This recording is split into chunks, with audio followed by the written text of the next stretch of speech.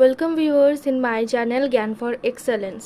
আজকে আমরা অনেকই গুরুত্বপূর্ণ ফার্স্ট সেমিস্টারে যে এক্সামিনেশনে 2024-এ হয়েছিল তার এনভায়রনমেন্টাল সায়েন্স বা এনভায়রনমেন্টাল এডুকেশনের যে কোশ্চেন পেপারটা ছিল ওর কোশ্চেনগুলো আজকে আমরা ডিসকাস করব with complete answer.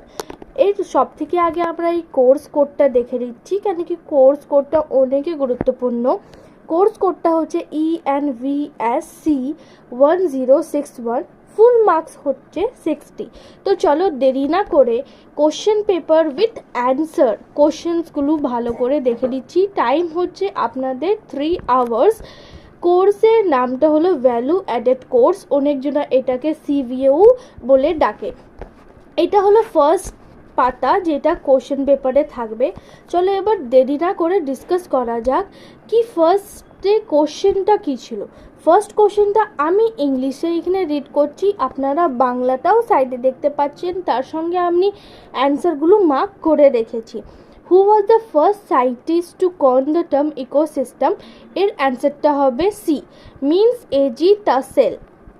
Now second question is which of the following pollutants are responsible for the formation of smoke? Answer হচ্ছে বি, অ্যান্সার হচ্ছে সি, মানে বোথ A and B দুটোই হবে এর জন্য অ্যান্সারটা হলো 2C, both.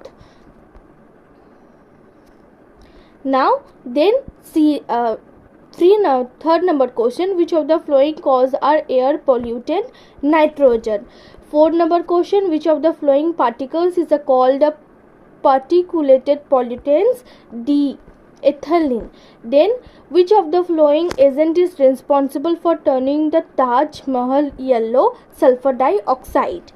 Now move to the next question, that is 6 number question, that is the word environ originally mean the surrounding components.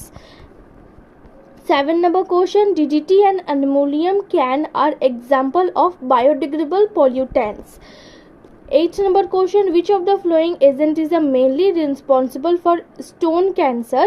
এখানে স্টোন ক্যান্সারে কী কী রেসপন্সিবল, তাহলে এই স্টোন ক্যান্সারে এই তিনটেই হবে, এই জন্য অল অফ দি অ্যাবাভ।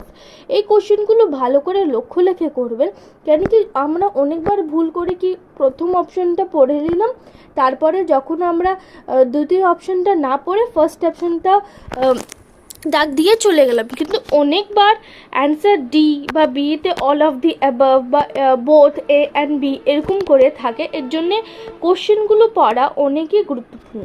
তারপরে চলো